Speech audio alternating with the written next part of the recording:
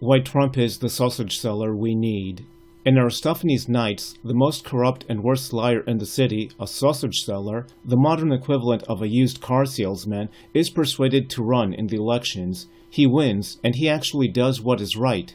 In reality, this would be highly unlikely. We would expect such people to act in the worst possible way. Thus, all the good solutions are impossible, and all the possible solutions are not good. Trump could be seen as such a person, an uncouth loudmouth, coming from an area outside politics. The question that arises is, what are his intentions, and does he have the abilities to implement them? Tolstoy, in his fictional account of Napoleon's invasion of Russia in War and Peace, presents one of the Russian generals, Kutuzov, insisting on fighting the French before they reach Moscow, even though all the other generals know that the French will win. General Kutuzov has no solid arguments to support his view. He just knows it's the right thing to do. You cannot abandon your capital to the enemy without a fight. In the ensuing battle, the French do win, but the loss of life is so catastrophic that even the French remain shocked and simply occupy and loot Moscow before leaving. As they leave, bands of Russians attack them, leaving only pieces of the French-led army to retreat westwards. Perhaps Trump does not know or cannot put into words why he wants one thing or another, why he opposes globalization and the Trans-Pacific Partnership, why he opposes American-led wars in Iraq, Libya, and Syria, why he wants to preserve the identity and consciousness of the American nation within the confines of a nation-state, necessitating a wall on the border in order to allow for generous immigration but not excessive mass illegal immigration, or why he wants free speech for all, without violent leftists attacking or intimidating people and stopping speeches, or universities, the media, and internet social media companies restricting free speech and doing this only on one side. Unlike others who chose to hide it, Trump recognized the coming danger of Chinese economic and political imperialism. Trump appears to be Kutuzovian. He cannot explain why, but he knows what is right. Perhaps being outside of politics allows someone to see the larger picture. Perhaps it allows someone to be more dedicated to his beliefs by not having to obey all the people, media, lobbyists, and the ultra-rich funders who determine politicians' careers. And strange as it may sound, these beliefs may on occasion be moral ones. Over 2,000 years after Aristophanes, a quote misattributed to Bismarck but actually uttered by Sachs explained that it is best if the people do not know how laws and sausages are made, the manufacturing of these two being the most disgustingly dirty process. This view on sausages has remained constant from ancient Greece to the modern era, and so has the view of politics.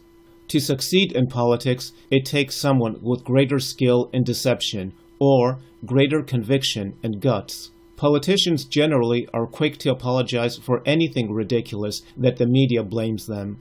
They apologize for a supposedly racist joke they made 30 years ago. They apologize for a supposedly sexist comment they made 20 years ago. They apologize because they had not supported transgender bathrooms and school showers or open borders earlier. Well, now they have evolved and are better people. People who always obey the media, meaning the companies owned by the ultra-rich, in order to advance their careers, are people who believe in nothing but their careers. If they are told to go to war against Syria, they will do it. If they are told to open the borders, they will do it. Only someone who refuses to apologize may have the guts to refuse to obey. Someone who refuses to apologize for calling women fat and ugly, who insults his opponents even though this is called racist, although it is not, as most of the people he insults are white men. He may go against the entire establishment, the Democratic Party, the leadership and majority of the Republican Party, the secret services and the media, and cancel the designed war on Syria, and cancel the Trans-Pacific Partnership, and attempt to stop mass illegal immigration. All these being policies supported by the entire establishment, explaining why the entire establishment attempted to bring down an elected president with any ridiculous plan it could devise.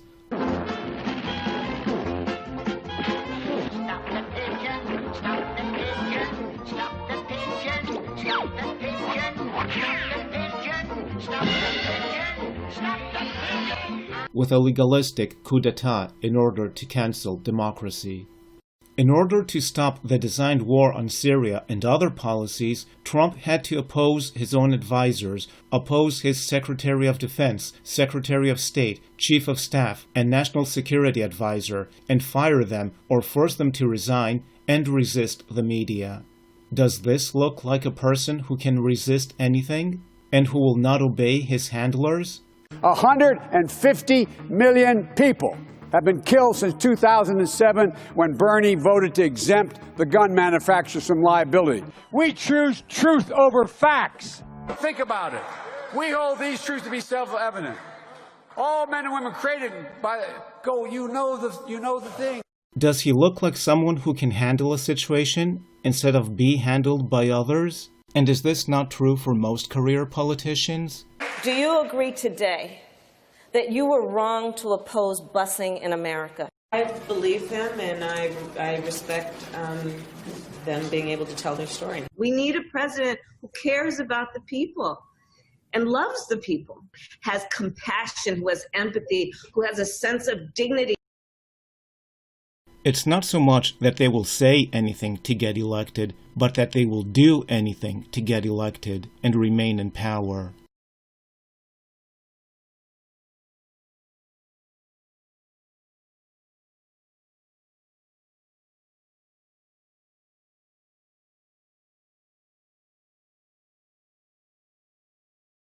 Trump actually appeared as a moderate. He opposed war, globalization, and illegal immigration. Leftists also for decades opposed war and globalization, and many even illegal immigration. That's why 60% of Democrats had voted in favor of border walls a few years earlier. This means that Trump could have been the Democratic candidate, at least a few years earlier. After all, the presidential candidates of both parties had the same views on these issues, but they were all on the other side. Trump's moderation could no longer be accommodated in the Democratic Party because the Democrats abandoned liberalism and moved on to extremism. Conservative here means conserving. Conserving not this, but this. No war and free speech. Conserving it from the Democrats, neoconservatives, communists, and the media who wish to engage in more wars and put an end to free speech. And all of whom are funded, owned, and supported by the ultra-rich. A voter merely needs to understand one thing.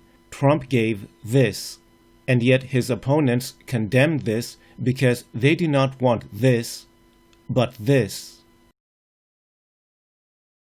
Is it not poetic justice that after decades of war, globalization, politically correct censorship, importing future voters who will vote illegally, predominantly for one party, raising tens of millions of children without fathers intentionally, and breaking the nation into splinter identity groups, convincing citizens to see other citizens as oppressors and enemies by presenting them with a false perception, a distortion of reality?